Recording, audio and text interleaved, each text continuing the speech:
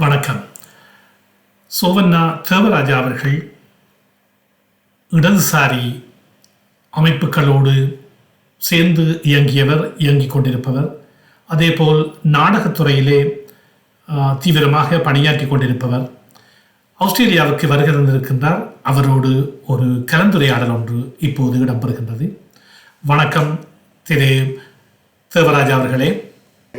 வணக்கம். யாழ்ப்பாணத்தின் ஒரு பக்கத்தை தான் பல பேர் வெளிநாடுகளில் என்றால் என்ன, இலங்கையின் மற்ற பகுதிகளில் என்றால் என்ன, அதன் பாதக அம்சங்களையும் தவறான அம்சங்களையும் பிழையான நிகழ்வுகளையும் தான் முன்னிலைப்படுத்தி செய்திகளை பிரசுரிக்கிறார்கள், அதை தகவல் பரிமாறுகிறார்கள். ஆனால் உண்மையிலே அந்த மக்கள் மத்தியிலும் ஒரு உண்மையில நல்ல வளர்ச்சி போக்கு, நல்ல நோக்கு, செயற்பாடுன்றது இன்றைக்கும் இருக்கிறது. அதை நாங்கள் ஒழுங்குபடுத்தி நாங்களே செய்வது. உதாரணத்துக்கு நாங்கள் கிராமங்கள் யாழ்ப்பாணத்தில் 1000 கிராமங்கள் இருக்குது, சின்ன சின்ன குக்கிராமங்களாக. அப்போ ஒரு கிராமத்துக்கு போய் அந்த கிராமத்தில் ஒரு வீட்டில் நாங்கள் ஒரு சந்திப்பை ஏற்படுத்துவோம். எங்கள் முற்றம் என்று அதுக்கு பேர் வச்சிருக்கிறோம். அப்போ எங்கள் முற்றத்தில் அந்த வீட்டை சுற்றி இருக்கக்கூடிய 10 குடும்பங்களின் பெற்றார் பிள்ளைகள் எல்லாரையும் மதியம் 5 மணி தொடக்கம் அல்லது 6 மணி தொடக்கம் 7 மணி தொடக்கம் அவர்களுக்கு வசதியான நாளில் வசதியான நேரத்தில் ஒரு 2 மணி நேரம் எங்களுடைய கலை இலக்கிய நண்பர்கள் வந்து அவர்களுக்கு பாட்டு பாடி நடனமாடி அல்லது புத்தகங்களை வாசித்து அவ்வாறு அவர்களுடைய ஆற்றலை ஆளுமையை விருத்தி செய்யக்கூடிய நிகழ்ச்சிகளை செய்கிறோம். அப்போ அதில் 100 பேர் பங்கு பெற்றுவார்கள். அது மட்டுமல்ல, அவர்களுக்கு அவையிலும் பங்கு பெற்றினோமா அல்லது அவைதான் பங்கு பெற்ற நாங்கள் அந்த எடுத்து கொடுக்குற ஆக்களை அவைகள் எதிர்ப்பினுமே தவிர நிகழ்ச்சிகளை சொல்லி விளையாட்டுகளை சொல்லி அவை விளையாடுவின சந்தோஷமாக செய்கிறோம். அதனால் பெற்றார்களுக்கு பிள்ளைகளின் உபத்திரவம் இல்லாமல் இருக்கும். அப்போ அதனால் அவர்கள் எங்களுடைய நிகழ்ச்சிகளில் முன்னிலைப்படுத்தி அவர்களுடைய ஆளுமையை விருத்தி செய்கிறதுக்காக இவ்வாறு நாங்கள் இப்போ 100 கிராமங்களில் தொடர்பு ஏற்படுத்தி இருக்கிறோம். ஆனால் இதுவரை 15 கிராமங்களில் தான் அதை செய்யக்கூடியதாக இருந்தது. இன்னும் அதனுள்ள நாங்கள் ஒரு 100 இளைஞர்கள் எல்லாருமே சேர்ந்து அந்தந்த இடங்களில் செய்யலாம், அதை 1000 ஆக்கலாம். அப்போ நாங்கள் ஒரு யாழ்ப்பாணத்தில் மட்டும் இது ஒரு பரீட்சார்த்தமாக செய்து இதை அவர்கள் எல்லாரும் குழந்தைகள் என்று சொன்னால் எங்களுக்கு அதான் மறுமலர்ச்சி மன்றம் என்று எங்களுக்கு பண்டத்தரப்பில் இருக்குது. அதில் என்ன வெளிநாட்டில் இருந்து வந்த அவர்கள் ஆலோசனை வழங்கினார்கள். நீங்கள் பொடிகளை நம்பி பிரயோசனம் இல்லை, பிள்ளைகளை முதல் குழந்தைகளை இலக்காக குழந்தை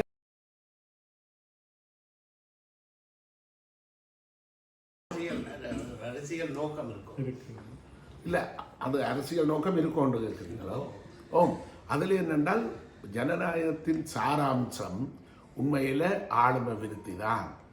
அதாவது ஒரு பிள்ளை அல்லது ஒரு மனிதன் தான் விரும்பினதை செய்கிறதுக்கு, விரும்பினதை பேசுகிறதுக்கு, விரும்பின தொழிலை செய்கிறதுக்கு, தன்னை கட்டுப்படுத்துறதுக்கு, எந்த அதிகாரங்களும் தன்னை கட்டுப்படுத்தாமல் சுயமரியாதையோட கௌரவமாக வாழ்கிறதுக்கு ஒரு அரசியல் இருக்கு. மனிதன் ஒரு சமூக பிராணி தான்.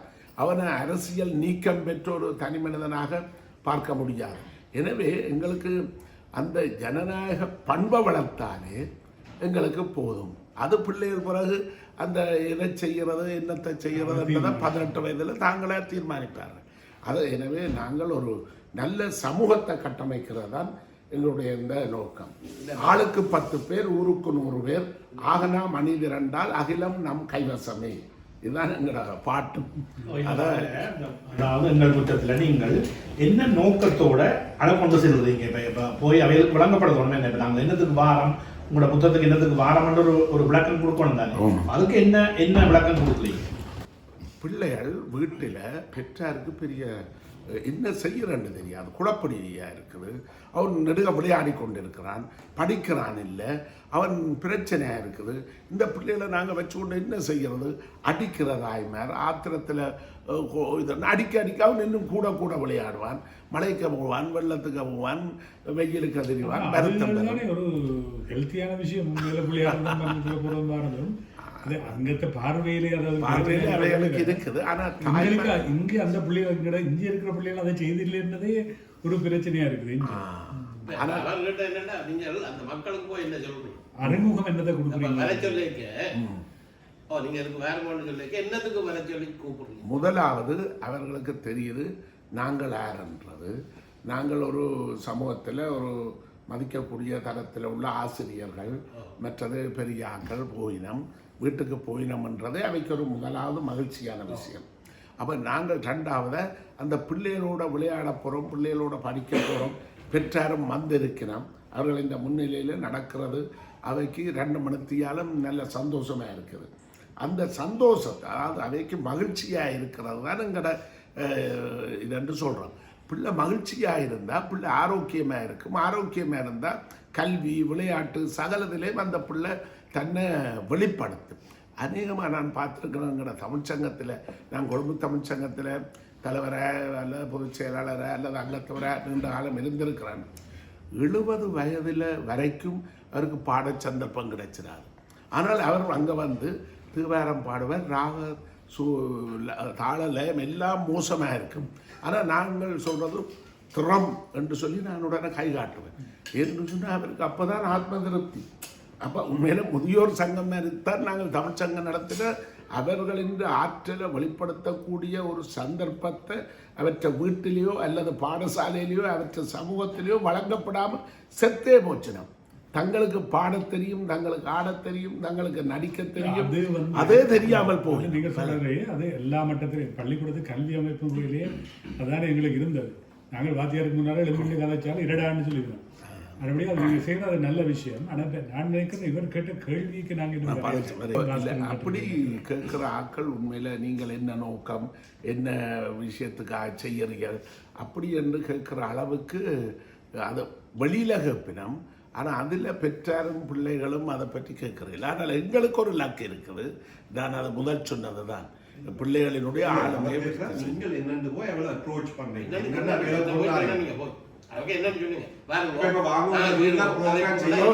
இல்லை, நாங்கள் போய் சொல்றோம் உங்களோட பிள்ளைகளுடைய ஆளுமையை, அறிவை விருத்தி செய்யவும், உடல் ஆரோக்கியத்தை, உணவு பழக்க வழக்கம், இந்த படிப்பு விஷயங்கள், ரசிக்கக்கூடிய அப்படியான பிள்ளைகளின் ஆற்றலை, பிள்ளைகளை வளர்றதுக்கான ஒரு வகையை நாங்கள் செய்வோம்.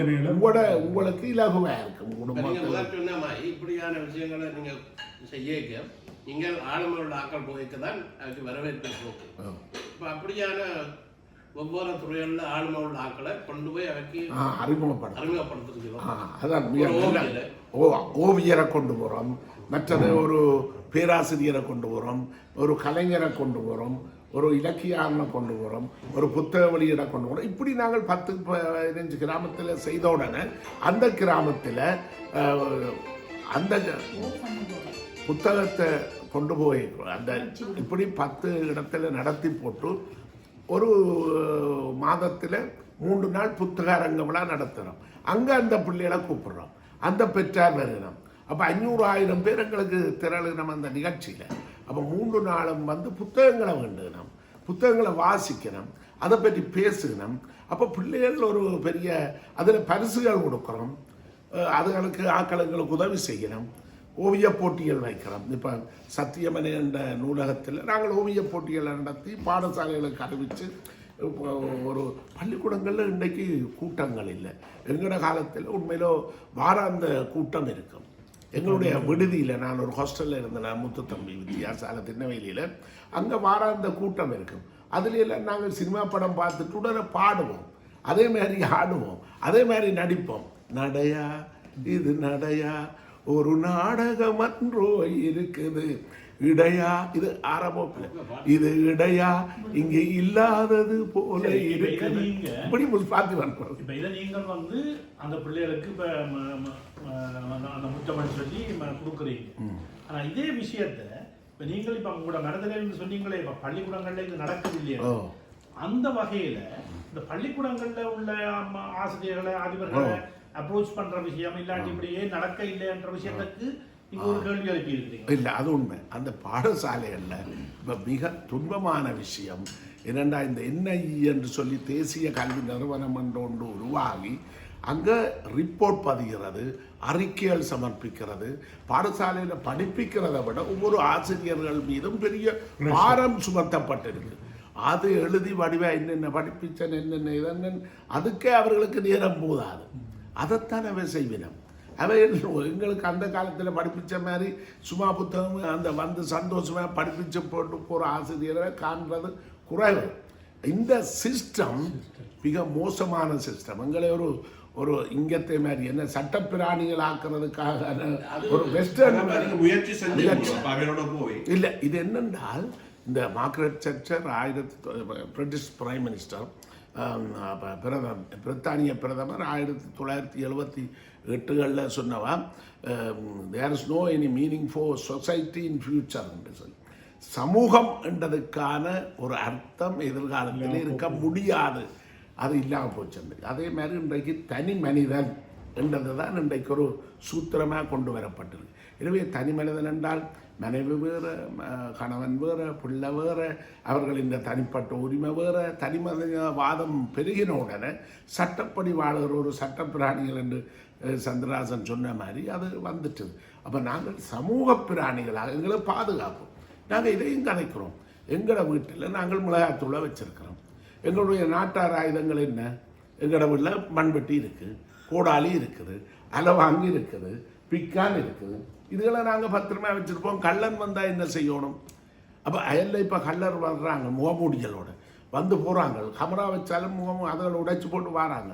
அப்போது ஒரு வீட்டை போனால் இன்னொரு வீடு வராது என்ற நிலைமையும் யாழ்ப்பாணத்தில் இருக்குது. அநேகம் வயோதிபர்கள் தனியே இருக்கிறார்கள். எல்லாரும் பிள்ளைகள் எல்லாம் வெளிநாட்டில், அவர்களுக்கு பாதுகாப்பு இல்லை. எனவே அந்த பாதுகாப்பையும் நாங்கள் பாதுகாப்பை பற்றியும் கதைக்கிறோம். எனவே ஒரு ஆள் சத்தம் போட்டால் முந்தி கோயில் மணி அடித்தா சனம் திரள்ற மாதிரி இங்கே நாங்கள் அதுக்கு என்ன செய்யலாம்ன்றா வேறிட்ட ஆலோசனை கேட்கிறோம். இந்த விஷயம் தான் இப்போ இந்த துஷ்யந்தர் இருக்கிறபடியா ஒரு முக்கியமான விஷயம் தெரியும் என்றால், ஒரு காலத்தில் அந்த அந்த ஐயா கோயிலை சுற்றி உள்ள ஆட்களை தவிர இந்த இளைஞர்களே காவலுக்கு நின்றவைகள் என்ன சொல்றாங்க எடுத்து எங்களுக்கு போலீஸுக்கு பெர்மிஷன் எடுத்து இரவுல ஒரு வீட்டுல இருந்து அஞ்சு ஆம்பளைய எடுத்து இரவு குடியப்புறம் நாலு ரோத்து போய் வேண்டாம் சச்சலாம் எந்த வேண்டாம் அப்படியான வந்தவரை நாங்கள் கல்ல வச்சுட்டு குறைஞ்சிட்டு என்ன படிய நாங்கள் போகாட்டியும் அவர் படியங்கள் நிற்பாங்கன்னு ஒரு நாங்கள் எடுக்கிற முறை இல்லை. என்ன மலையாள போவோம், ஆனால் அவங்களும் பயம் வேண்டாம் படியங்கள் நிற்பாங்க ஒரு பயம் வந்து இப்ப நான் அங்க போய் நின்ற போது நான் வெளிக்கிட்டு வழியால போறதுக்கு எந்த கிராமம் எந்த வெளிக்கிட்டு வழியால போறதுக்கு, ஆனால் இருக்கிற வீட்டுக்காரர் இல்லையில போகாதீங்க வழியாக ஏன்னு கேட்டா இல்லையில பயம். அப்ப நான் நீங்க எல்லாருமே இப்படி இருந்தா அவனுக்கு அது என்ன ஈஸி. அவன் வந்து நீங்க எல்லாரும் வழங்கி போயிருந்தீங்க, அவன் வந்து கூட அடிக்கிறான். இல்லை ஒரு விஷயம், யாழ்ப்பாணத்திலே பட்டிக்காடு இருக்குது, பட்டணம் என்று இருக்குது. இப்போ உருசியாக்கள், நல்லூராக்கள், திருநெல்வேலியாக்கள், யாழ்ப்பாணத்தாக்கள் எல்லாம் தாங்கள் பட்டணம் என்று இருக்கிறார்கள். அது ஓரளவு பட்டினத்தன்மையும் இருக்குது. ஆனால் கிராமங்களில் அது இன்றைக்கும் கிராமமாக இருக்குது. அப்படி இருந்தாலும் ஆக்கள் ஒன்று சேர்றதில் ஒருமுகமான தன்மை இருக்குது. அப்போ நாங்கள் கிராமங்களில் இருந்து தொடங்கி அதை வெற்றிகரமாக நடத்தி காட்டினால் திருநெல்வேலி நல்லூருக்கும் எங்களோட நண்பர்கள் இருக்கிறோம், அவையில நாங்கள் அங்கே போய் செய்யலாம். அப்போ இப்போ நாங்கள் அந்த சூழ இருக்கிற கிராமங்களில் தான் இதை செய்யலாம். அப்போ அது ஒரு வெற்றியை தருது, நம்பிக்கையை தருது. ஏன் இப்போ சில கிராமங்கள்ல எல்லாம் ஆட்களை பிடிச்சிருக்கிறேன், கல்லறை கலைச்சு பிடிச்சி பொடிகள் கட்டி வச்சிருக்கிறாங்க. அப்போ அது கிராமங்களில் நடந்திருக்கு. இப்போ நாவாந்துறை எல்லாம் நடந்திருக்கு, ஆமியையே கட்டி வச்சிருக்கிறாங்க. மற்ற இன்றைக்கு துஷி போலீஸாருக்கு சொல்றதில் உள்ள பிரச்சனை என்னென்றால், போத வஸ்து சட்ட ரீதியாக அவர்கள் ஊடாகவும் வருது. அவர்களை விநியோகத்தை அந்த வலைப்பின்னல் அமைப்பை பாதுகாக்கணும். அவைகளை வச்சு நாங்களும் கூட்டங்கள் வச்சிருக்கிறோம். இப்படி செய்துட்டு போனோம்னா அவர் ஆக்களை அதில் வடிவாருவார். அவன் இன்னும் அவன் பிஸ்னஸை செய்கிறதுக்கு துணை போகிறதாத்தான் இருக்கும். அப்போ நாங்கள் என்னென்றால் அவர்கள் என்ற நம்பிக்கை நாங்கள் இல்லாமல் நாங்கள் மக்களே அந்த பாதுகாப்பை முன்னெடுக்க வேணும். எங்களோட தற்பாதுகாப்புக்கும் சுய பாதுகாப்புக்கும் நாங்கள் செய்கிறது யாரும் தடுக்கல. அது சட்டபூர்வமாக அது தடுக்கப்பட விஷயமே. எனவே போதை பிடிக்கிறதுக்கு கூட நாங்கள் யாழ்ப்பாணத்தில் இல்லாமல் கொழும்புக்கு அறிவித்து கொழும்பிலிருந்து வந்து தான் அவங்க பிடிக்கணும். அதுதான் இப்போ உள்ள நடைமுறை. அப்போ அதனால் இந்த சூட்சுமங்களை நாங்கள் விளங்கிக் கொள்ள வேண்டும்.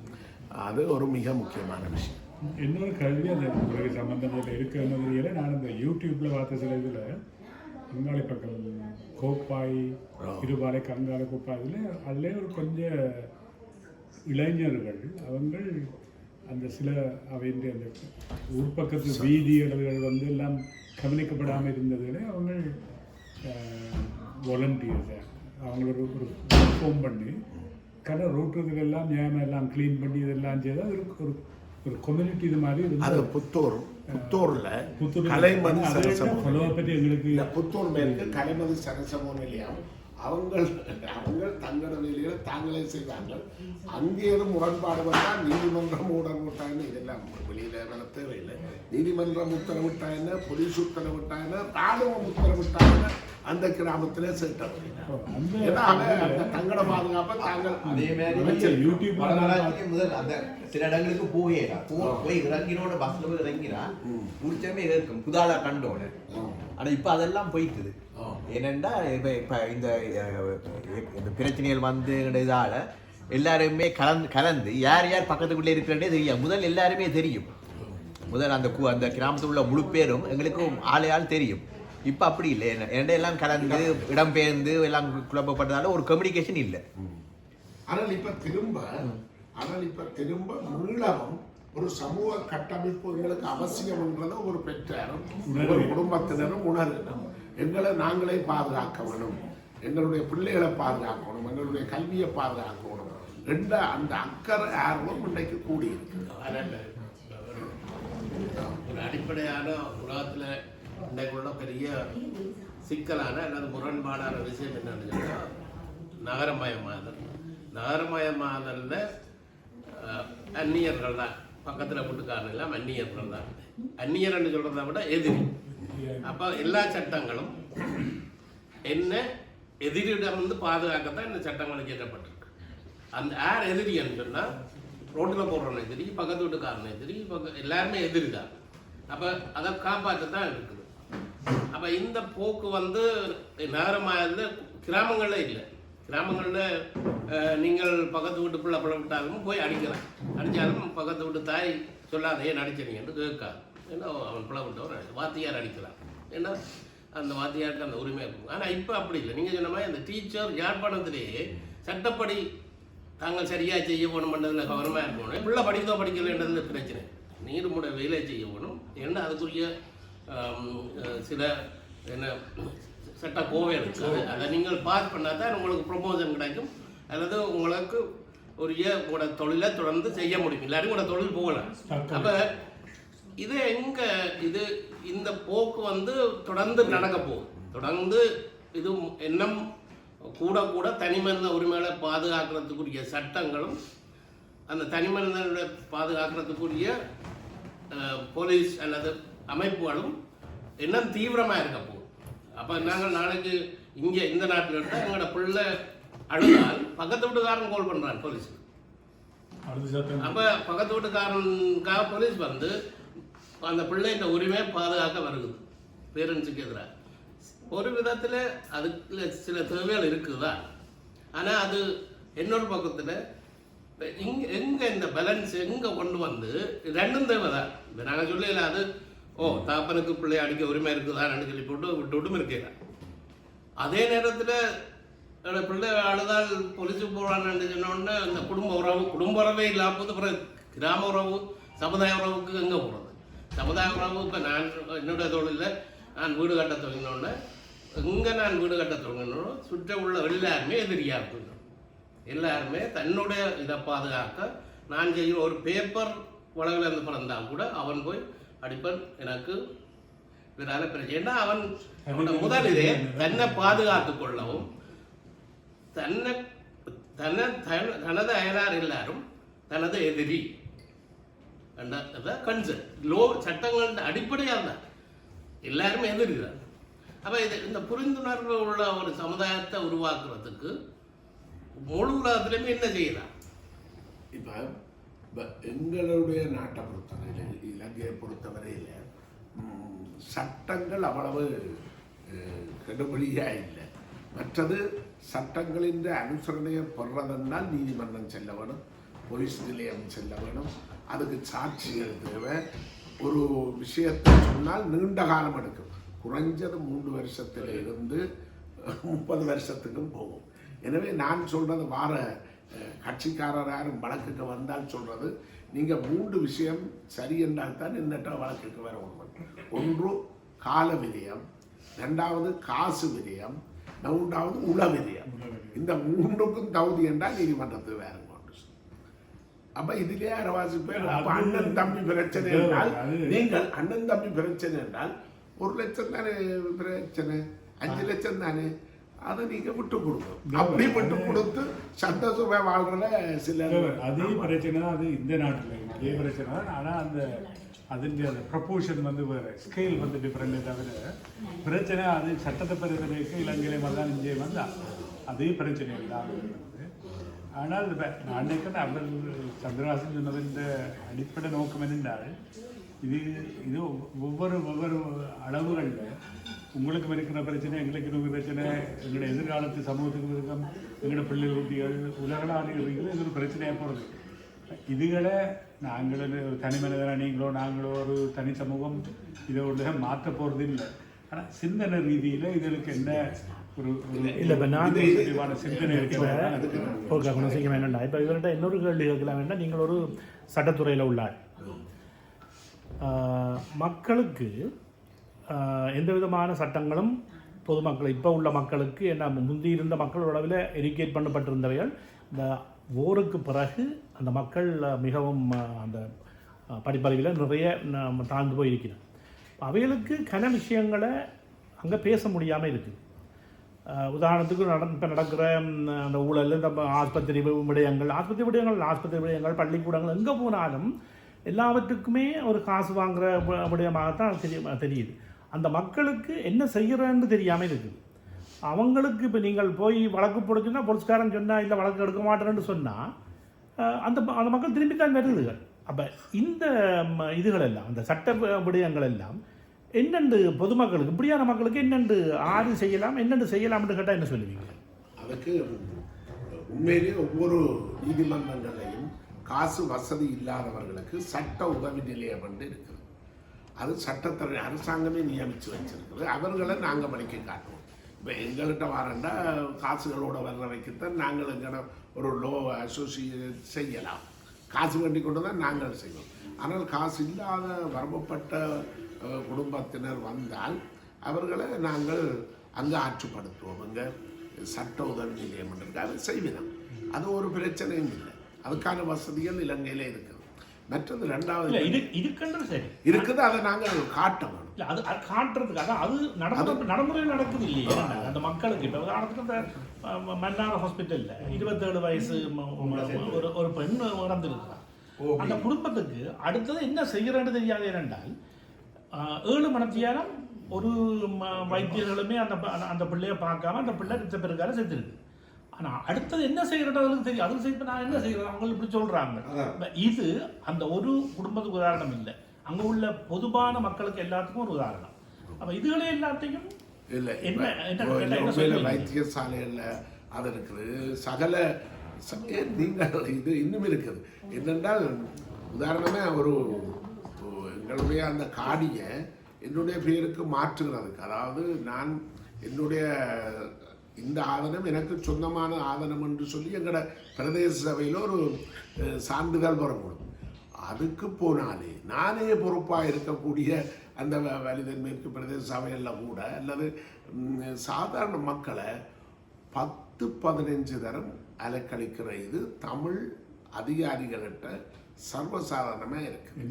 நீதிமன்றத்திலையும் இருக்குது. நீதிபதி சொல்லுவார், எங்களோட நீதிபதி ஸ்டாஃபுக்கெல்லாம் சொல்லுவார், நான் உங்களை இன்றைக்கு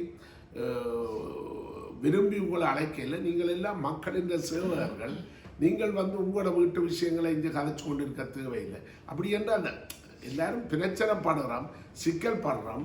ஆனால் இது வந்து ஒரு இப்போ அர்ஜுனா செய்த மாதிரி ஒன்று 2 3 5 10 இது என்ன ஒவ்வொரு பாகையாக மாறும் என்றது 100% பாகையாக வரைக்கும் தண்ணி ஆவியாக மாறுற மாதிரி அளவு ரீதியான மாற்றங்கள் பண்பு ரீதியான மாற்றத்தை கொண்டு வரும். அதுக்கு மக்கள் விழிப்புணர்ச்சி வேணும். அதுக்கு நாங்கள் எந்தெந்த இடங்களுக்கு போனால் என்னென்ன செய்யலாம், எதை எவன் பிடிச்சால் செய்யலாம் என்ற அறிவை சாதாரண மக்களுக்கு நாங்கள் அறியப்படுத்தினால் அது வெற்றி பெறலாம். மற்றது சந்திரன் கேட்டகளி உண்மையில் நாங்கள் எங்களுக்கு எதிரியார் நண்பனார் என்று தெரியாது. நாங்கள் அக்கம் பக்கத்தில் உள்ளவனை பார்த்து அவன் ஒரு வீடு கட்டினா அவனுக்கு எதிராக நாங்கள் யோசிக்கிற எண்ணம், மற்றது ஒரு உறவினர் நண்பர்களுக்கு இடையில் அந்த போட்டி, உண்மையில் அவர்கள் எல்லாம் எங்களுடைய நண்பர்கள். இதையெல்லாம் கூட நாங்கள் எங்களுடைய அந்த பெற்றார்களுடைய கூட நாங்கள் கதைக்க வாய்ப்பு இருக்குது. அப்போ நாங்கள் பேசலாம். இது உண்மையில் இந்த இடத்துல எங்களுடைய எதிரிகள் இவர்களை கண்ணுக்கு தெரியாத இந்த இவ்வளவோ பொருட்களை எங்களுக்கு கொண்டு வந்து திணிக்கிற, இப்போ டெலிஃபோன் எங்களுக்கு அளவுக்கு அதிகமாக இருக்குது, எங்களுக்கு தேவையில்லாத ஆடம்பர பொருட்கள் எங்களோட வீடுகளை மொச்சு கொண்டு இருக்குது. இதுகளில் இருந்து எங்களை ஆடம்பர மோகம் தளவாட மோகம் என்று கவிஞர் சிவானந்தன் சொல்கிறது. அந்த மோகங்கள், அந்த அந்நிய பொருட்களை நாங்கள் இதன்றதுகளை பற்றிய அறிவை நாங்கள் விழிப்புணர்வை கொடுக்குறது தான் எங்களுக்கு கண்ணுக்கு தெரியாமல் தான் உண்மையிலே எதிரி எங்கேயோ இருக்கிறார். IMF நாங்கள் கடன் படுறோம். இப்போ கடன்பட்டு வாழ்கிறதான் வாழ்க்கைன்னுங்கிற ஜனாதிபதி இப்போ சொல்கிறாரு. நான் கடன் பெறக்கூடிய வெள்ளமும் உள்ள நான் கடன்பட போறது மட்டுமில்லை, அவர் சிம்பிளா சொல்றேன், நாங்கள் தான் திருப்பி வடிவா கட்டுவோம். ஆனா அவர் சொல்ல இல்லை, மக்கள்கிட்ட வரி எடுத்து தான் கட்ட போறோம்னு சொல்ல இல்லை, கட்டுவோம்னு சொல்றேன். அப்ப ஏன் கடன் படுவானேன், கஷ்டப்படுவானேன், நாங்களே வரிய நாங்கள். அப்போ இதை வந்து நாங்கள் அரசியல் ரீதியாக கூட நாங்கள் இதை விளங்கப்படுத்தணும். அதுக்கு முதல்ல என்னென்னா சமூகத்தில் நாங்கள் புத்தகம், அரங்கம் என்ற எங்களோட அந்த பண்பாட்டு புரட்சி நம்பிக்கையையும் வெற்றியையும் சின்ன சின்ன வெற்றிகளையும் மக்கள் அடைந்தால், இப்போ கொரில்லா போர்ன்றது என்ன, பெரிய ஒரு இராணுவம் இருக்குது. அந்த இராணுவத்திலே நாங்கள் கையை வைக்க முடியும் என்றதை காட்டுறத, அவனை ஒருதனை அடிச்சு விட்டு அவனை தோல்வியடை செய்தவொடனே வெற்றி பெறுது. அப்போ மக்கள் சந்தோஷப்படுது. அப்படி சின்ன சின்ன விஷயங்கள்ல ஒவ்வொரு இதை அடிச்சு நாங்கள் அதை ஒவ்வொரு விலங்குகளையும் நாங்கள் மெதுவாக உடைக்கணும். எங்களை சுற்றியே அடிமை விலங்கு என்ன முருகையன் சொல்லுவார், பொற்பதக்கம் போட்டு புரைந்த மணி சங்கிலிகளில் புரளுகிறோம். ஏன்னா எங்களுக்கு விலங்குகள் போட்டுருக்கு, ஆனால் நாங்கள் பவுன் பொன்னண்டு பார்த்து மயங்கி நிற்கிறோம். அப்போ எங்களை சுற்றியே இப்போ உதாரணம் ஆலயங்கள், எங்கள் ஊரில் 40க்கும் மேற்பட்ட ஆலயங்கள் ஒரு சின்ன கிராமத்தை சுற்றி இருக்குது. அப்போ அதுலேயே ஒரு சாதி அடிப்படையிலான முரண்பாடல்களும் மோதல்களும் உள்மன உறுத்தல்களோட மக்கள் வாழுகணும். அப்போ அந்த இதுகளை எல்லாம் கூட படிப்படியாக உடைக்க முடியும், உடைக்கலாம், உடைக்க வேணும். அதை கூட நாங்கள் இந்த சின்ன சின்ன மெதுவாகத்தான் இந்த கருத்துக்களை உங்களுடைய அந்த பேச்சில் இருந்து நீங்கள் ஒரு இடதுசாரி சார்ந்த மனிதர்ன்றது தெரியுது. ஆனால் எனக்கு அதிலேயும் ஒரு ஆதங்கம் இருக்கு. என்னென்றால், நீண்ட காலமாக இந்த இடதுசாரிகள் பேசிக்கொண்டே இருக்கின்றார்கள், ஆனால் செயல் வடிவத்தில் எவ்வளவு தூரம் முன்னேறி கொண்டு போகின்றார்கள் என்று கேட்டால் அது மிக மிக குறைவு இல்லை. ஆனால் இப்போ கொஞ்ச காலத்துக்கு முதல் தான் இப்போ ஒரு அமைப்போடு உருவாகி இருக்குது. அதை இப்போ என்ன கொத்தபாய ராஜபக்ச வெளியேற்றின அமைப்பு, அந்த அமைப்பு இப்பொழுது யாழ்ப்பாணத்திலையும் ஒரு அணியாக திரண்டிருக்கிறோம். அவையில் கொஞ்சம் தீவிரமாக செயல்படுற போல காட்டிக்கொள்ளினோம். ஆனால் அதுவும் எந்தளவு தூரம் நடக்க போதும் தெரியாது. அதை பற்றி என்ன நினைக்கிறீங்க, அவைகளுடைய மனிதர்களை பற்றி? அதை பற்றி என்னுடைய தனிப்பட்ட அபிப்பிராயம் கொஞ்சம் வித்தியாசமானது. இப்போ புது மாப்பிள்ளையை கண்டுபிடிக்கிற மாதிரி தான். இப்போ வட்டுக்கோட்டைக்கு பாதை என்று கேட்டால் துட்டுக்கு 2 குட்டப்பாக்கன்று சொல்கிற ஏதோ ஒரு பதில் கிடைக்கும். ஆனால் இப்போ நடக்க போகிறது ஜனாதிபதி தேர்தல். இந்த ஜனாதிபதி தேர்தலில் வெல்லக்கூடியவர்களுக்கு இடையில தான் போட்டி இருக்கும். இந்த வெல்லக்கூடியவர்களை அப்படியே ஒருவரையும் வெல்லாத மாதிரியும் 2வது வாக்கெடுப்பில் வெல்லக்கூடிய மாதிரியும் செய்யறதுக்கான பல இதுகள் வெளியில இருந்து அந்த வெளிநாட்டு விஷ வித்துக்கள் அங்கே விதைக்கப்பட்டிருக்குது. அங்கே நீங்கள் இப்படி கதைக்கிற அரசியல் கட்சிகள் என்றால் என்ன, தலைவர்கள் என்றால் என்ன, சகலரும் அதுக்குள்ள உட்பட்டுத்தான் அவர்கள் பொம்மைகளாக இயங்கிக் கொண்டிருக்கிறார்கள் என்றது என்னுடைய தாழ்மையான அபிப்பிராயம். அறகலை என்றது ஒரு பெரிய மக்கள் எழுச்சி என்று அதை சொல்ல முடியாது. அந்த அறகலைய எண்ணத்தை கொண்டு வந்ததென்றால் உலக சாதனை நிகழ்த்தி இருக்கு. என்னென்றால் ஒரு பாராளுமன்ற உறுப்பினராக வராதவர், ஒரு தொகுதியில் நின்று வெல்லாதவர், அவர் இலங்கையை ஆளக்கூடிய ஒரு ஜனாதிபதியாக ஆக்கப்பட்டிருக்கிறார் என்ற அதிசயம் ஒரு புதுமையான அதிசயம். அதைத்தான் இந்த அறகலையை செய்திருக்கு. அவர்களுக்கு உயர்ந்த ஹோட்டல்களில் இருந்தெல்லாம் அந்த போராட்டத்துக்கு சாப்பாடுகள் வழங்கப்பட்டிருக்கிறது. அப்ப இதன் பின்னணியை பார்த்தால் அதுவும் ஒரு நாடகம், அதுவும் ஒரு நாடகம் வடிவா சொன்னீங்க. அதுவும் ஒரு நாடகம். அப்ப இப்பவும் வெல்லக்கூடியவர்களாக நிற்கக்கூடியவர் ஜேவிபி அனுரகுமார திசாநாயக்க. ஏஐ அது ஒரு 5 மாதத்துக்கு முதல் ஆராய்ச்சி 56% அவர்களுக்குத்தான் நின்றது. அப்போ இல்லை, நான் அவரை சரியென்று சொல்லவில்லை. இப்போ மற்றது சஜித் பிரேமதாச, மற்றது ரணில், இவர்களுக்கு இடையில தான் போட்டி. அப்போ இதுக்குள்ள நாங்கள் இப்போ வெளிப்படையாக இன்றைக்கு உண்மையில சொல்லுறோம் என்னென்றால் சிங்கள மக்கள் இன்றைக்கு இனத்துவசம் பேசுகிற நிலையில இல்லை. ஏனென்றால் அவர்கள் அனுபவ ரீதியாக சிங்கள பௌத்தம் பேசின கோத்தபாயாவை கொண்டு வந்தவன், அனுபவ ரீதியாக அவர்கள் பிரபாரணையை தோற்கடித்த ஒரு ஆளை கொண்டு வந்தவன். ஆனால் அவர் ஊழல் என்ற உடனே தூக்கி எறிஞ்சிருக்கணும். அப்போ அதை சிங்கள மக்கள் தங்களோட பயிற்சி மூலம் செய்கிறார்கள். ஆனால் தமிழ் மக்கள் 70 வருஷமே நாங்கள் எதுக்கு போராடினோமோ, எதுக்கு தோற்றமோ, அதை வேறு உச்சரிச்சினமோ அவைகளைத்தான் இன்றைக்கு நாங்கள் காவடியில் தூக்கி கொண்டாடுறோம். ஏன்னா 70 வருஷமா எங்களுக்கு தோற்கிற சிந்தனையையும் தோற்கிற வழிமுறைகளையும் கோடிக்கணக்கில் லட்சக்கணக்கில் சொத்துக்களை இழந்து இடம்பெயர்ந்து நாடோடிகளாக எல்லாம் தெரிந்த தலைவர்களைத்தான் இன்றைக்கு நாங்கள் பெரிய பிரம்மாக்கள் என்று சொல்லி கொண்டாடுறோம். தமிழர் தான் இங்கே பிரச்சனை. யாழ்ப்பாணம் திருந்தினா தமிழர் திருந்துவிடம், தமிழர் திருந்தினா சிங்களவர் திருந்துவிடம், சிங்களவர் இலங்கை இருந்தும் என்றது என்ற நீங்கள் முன்வைக்கிற கருத்து 100% நான் அதை ஏற்றுக்கொள்கிறேன். ஆனால் அதே வேளையில் நான் வைக்கிற திருப்பி குற்றச்சாட்டு உங்களுடைய இடதுசாரிகள் போன்றவர்கள் இவர்களை எப்படி விட்டு வைக்கிறார்கள். அதற்கு கவுண்டர் அட்டாக் ஒன்றுமே இல்லாமல் இருக்குது. இன்றைக்கு அவங்கள விட்டா வேறு ஒருத்தரும் ஏன்னா அந்த மக்கள் அவங்க சொல்றதை மட்டும்தான் கேட்கக்கூடிய இருக்கேன்னா வேறு ஒருத்தரும் ஒன்றும் சொல்றீங்க இல்லை, எல்லாரும் புத்தகம் படிக்கிறதுல பேப்பர் ஒரு சின்ன அளவில் இருக்கே தவிர பொதுமக்களுக்கு போயிருக்கிறோமா அதே கோயில் கேள்வி. அது உண்மை. நாங்கள் இப்போ உண்மையில் இடதுசாரிகள் என்றோ அல்லது அரசியல் கொள்கையை திருமணம் செய்தவர்கள் என்ற அடிப்படையில் நாங்கள் மக்களை அணுகில்லை. சிவில் சமூகம் அந்தோனியோ கிராம்ஸ் சொல்கிறார். மற்றது லத்தீன் அமெரிக்காவில் மார்கரெட் கத்ரீனோ ஏதோ பேர், அவர் 82 வயது மட்டும் இருந்திருக்கிறார். அங்கே இந்த வெனிசுவேலா மற்றது கியூபா அங்கே நடத்தின போராட்ட அனுபவங்களை இப்போ சொல்கிறாங்க என்றால் சிவில் சமூகத்தை நீங்கள் கைப்பற்றுங்கள். சிவில் சமூகம் தான் எங்கள் அதான் அந்த பொற்பதக்கம் போட்டு போன இந்த மணிச்ச இல்லை சிவில் சமூகம் என்று இவங்கள் ஜதீந்திரா அல்லது நிலாந்தன் அவர்கள் அல்ல சிவில் சமூகம்.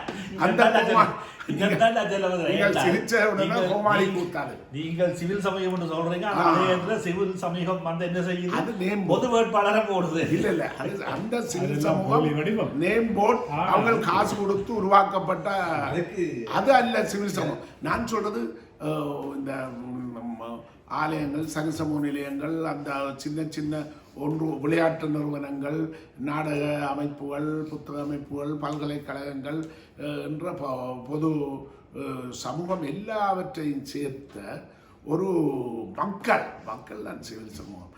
அந்த மக்கள் நினைச்சால் அவர்கள் ஒரு கருத்துக்கு விழிப்புணர்வுக்கு பெற்றால் அதுக்கு பிறகு தானே சரி. இப்போ அது ரூசியாவில் நடந்திருக்கு, எல்லா இடமும் நடந்திருக்குது. அது பிறகு ஆயுதமே தூக்க தேவையில்லை, ஒன்றும் தேவையில்லை. அது உண்மையான விஷயம். அது அந்தோனியோ கிராம்சி அதை பற்றி இத்தாலியில் அந்த ஃபேசிசம் உருவான நேரத்தில் அவர் வடிவாக சொல்லியிருக்கிறார். அரசன் என்றவன் நான் தான், ஆட்சியாளன் என்றது நான் தான்.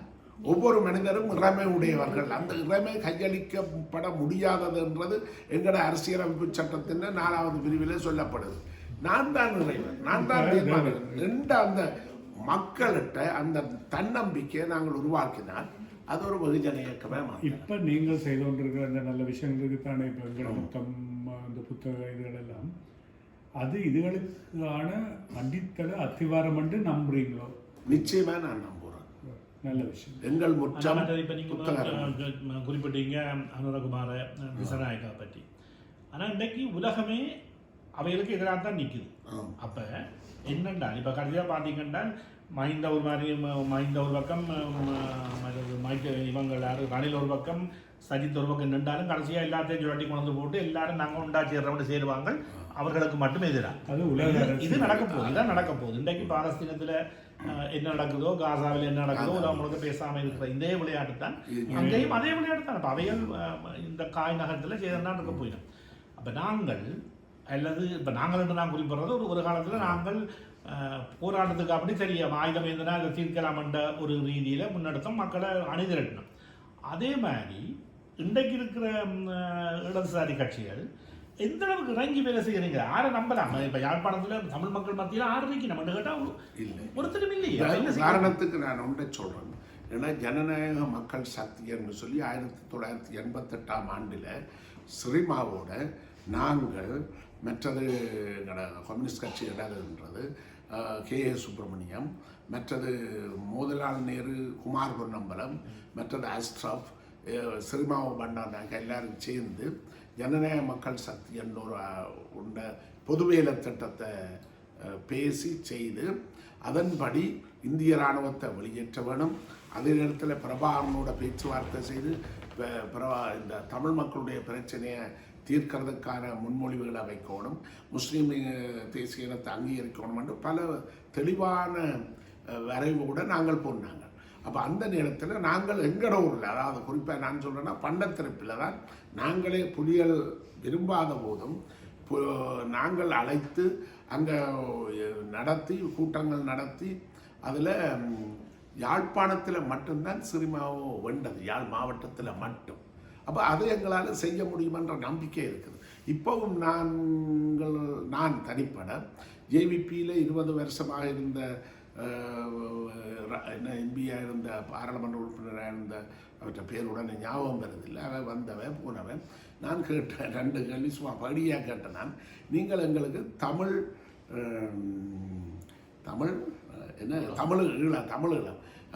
தமிழீழ மாகாண சபை என்று நாங்கள் போட்டால் நீங்கள் ஏற்பீங்களோன்னு கேட்டேன். தமிழீழ வங்கி என்று எங்களுக்கு போட வேணும். எங்களுக்கு இதை நம்பி புலம்பெயர்ந்து மக்கள் இறந்து, மக்கள் தங்களை சொத்தை இழந்து நாடோடிகளாக புலம்பெயர்ந்து எல்லாரும் இருக்கிறோம். இப்போ இந்த நாட்டுக்கு வந்து அவன் தன்னம்பிக்கையோடு செய்கிறேன்னா எங்களுக்கு இந்த தமிழ்நாடு இருக்கிறாது என்ன பேர் இருக்குது, ஆனால் அது பிரிவினை இல்லையே. அங்கே அந்த நாட்டில் இன்றைக்கும் முதலமைச்சர் எல்லாம் இந்தியாவை வளர்க்குறவர்களாக இருக்கிறார்கள். எனவே இலங்கையை நாங்கள் வளர்க்கணும். அப்போ அவர் சொன்னார், இப்போ சிங்கள மக்கள்கிட்ட இது சொல்கிறது பெரிய வேலையே கிடையாது. அவர் எனக்கு சொன்ன வாக்குறுதி என்றால் சிங்கள மக்கள்கிட்ட சொல்றதில் அவர்கள் ஏற்றுக்கொள்வார்கள். ஏன்னா இப்போ நீங்கள் பேசுறது விக்ரமாதித்யன் இல்லை விக்ரமாவு அவரோட நாங்கள் புதிய இடதுசாரி முன்னணி என்று நின்று நாங்களும் தேர்தலில் நின்று அவரை மாகாண சபை உறுப்பினர் ஆக்கினாங்க. அப்போ யுத்தத்துக்கு எதிராக சிங்கள மக்கள் ஆதரவாக இருந்தவர்.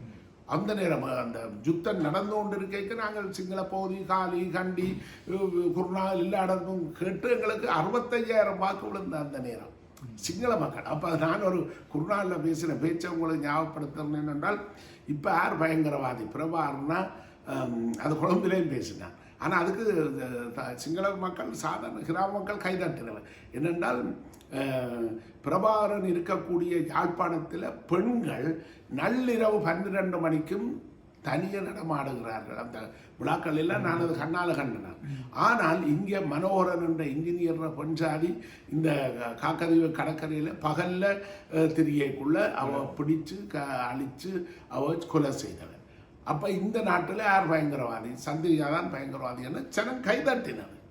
அதாவது நான் என்ன, சிங்கள மக்கள் தங்களை சுய விமர்சனம் செய்கிறது, தாங்கள் சொன்னதுக்காக இதுன்றது இல்லை. ஆனால் இனியும் கூட இப்போ அனுரா வந்து போட்டோடும் செய்யலைன்றா தூக்கி எறிஞ்சு விட்டணும் ஜனம். இப்போ எங்களுக்கு என்னடா ரணில் வந்துட்டார், சஜித் வந்துட்டார், மஹிந்தா வந்துட்டார். அப்போ இருக்கக்கூடிய ஒரு தெரிவென்று நான் நினைக்கிறது. ஆனால் நாங்கள் அவருக்கு வெளிப்படையாக நீங்கள் யாழ்ப்பாணத்தில் நாங்கள் ஆதரவளிக்க முடியாது. ஏன்னா கூட்டமறியோ பேசியோ அவர்களுக்கு சொல்ல இல்லாத. ஏனென்றால் அவர்கள் எங்களுக்கு எந்தவித உத்தரவாதமும் தர தயாரில்லை.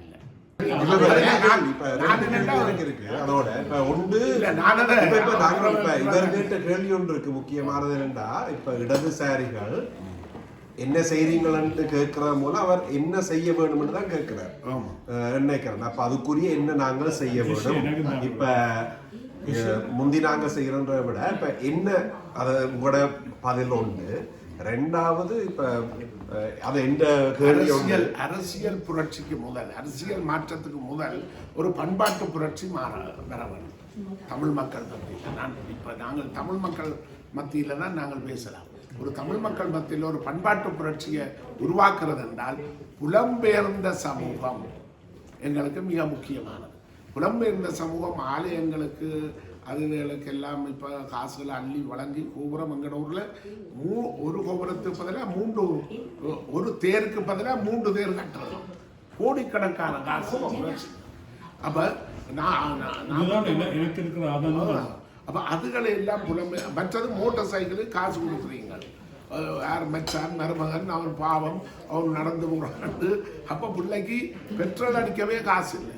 அப்போ அதுக்கு அவன் தெரியல. நம்ம புலம்பெயர்ந்தவர்கள் திட்டமிட்டு ஒரு உறவு பாலம் உண்மையில ஈழத்தவர்களோட நல்ல இதோட ஒரு உறவு பாலம் அமைக்கும். அது கலை இலக்கியம் பண்பாடு தொடர்பில் அந்த உறவு, அதாவது ஒரு படம் ஒன்று எடுத்தவர் டாக்டர் சிவன் சொன்னார்.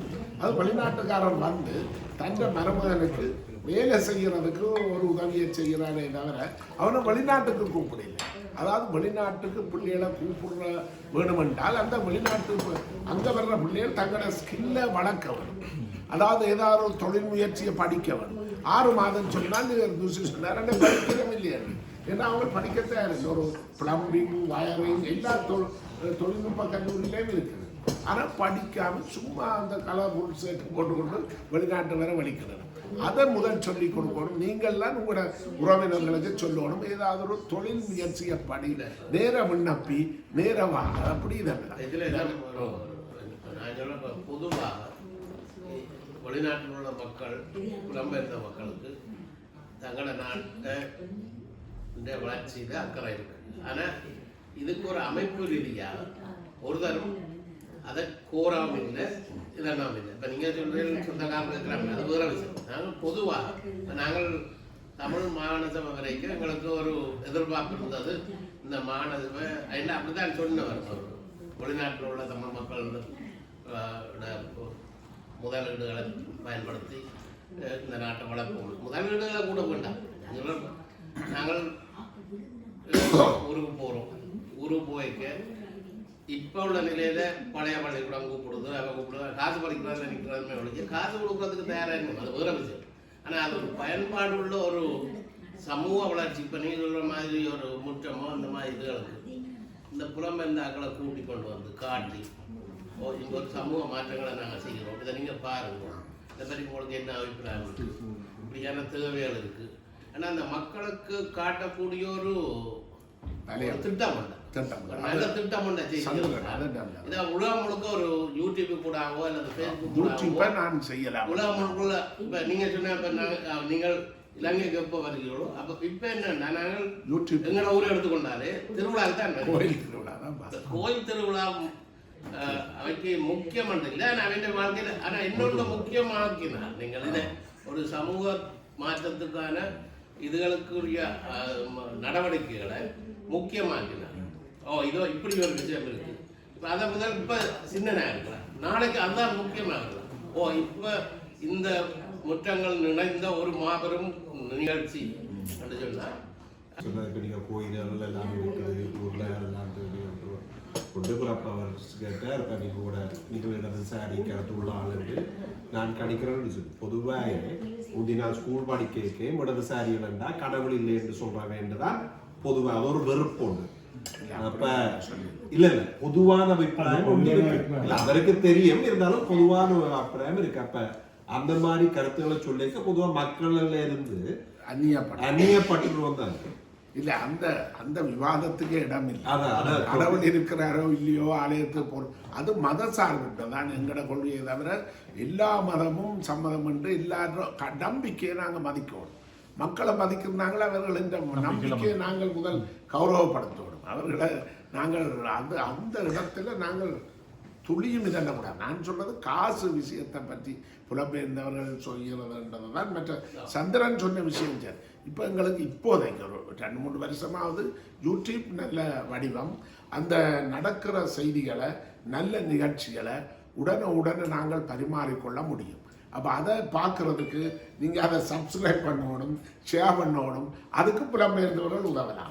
இனிமேல் நிச்சயமாக இவர் சொன்னதன்படி நாங்கள் நீங்கள் அங்கே வராமலேயே இங்கே பார்க்க அப்புறம் வார நேரத்தில் ஒரு 3 நாள் எங்களுக்கும் ஒரு சந்தர்ப்பம் தந்தால் உங்களை நேரடியாக கூட்டிக் கொண்டு அந்த யூடியூப் நடந்ததில் காட்டலாம்.